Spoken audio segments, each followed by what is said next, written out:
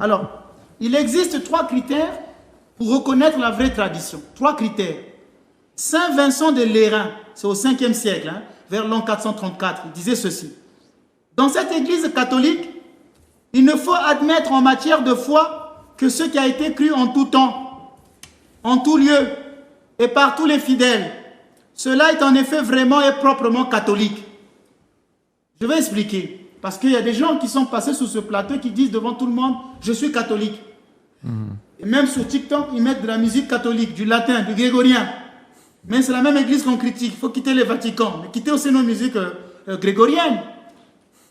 Nous devons décider d'après, selon Saint Lérin, pour connaître que quelque chose est de la tradition de l'église, nous devons étudier la chose selon l'universalité, selon l'antiquité et selon le consentement général, appelé concordance. Le premier critère, celui de l'universalité, ce qui est cru partout et non comme une théorie privée d'un homme. Ce n'est pas à toi de venir dire j'ai 2000 ans, j'ai reçu le Saint-Esprit, c'est maintenant à moi de vous expliquer. Non. Ce qui est cru partout et non comme une théorie privée d'un homme.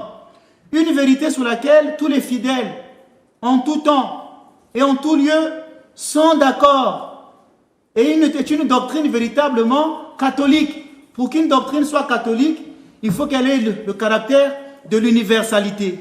Le mot catholique veut dire selon le tout. C'est-à-dire qu'elle s'oppose à ce qui est particulier, à ce qui est individuel. Par exemple, dans l'église catholique, l'église orthodoxe, nous avons le credo. Quand le credo est récité, il est cru partout. Toutes les églises du monde entier récitent le même credo.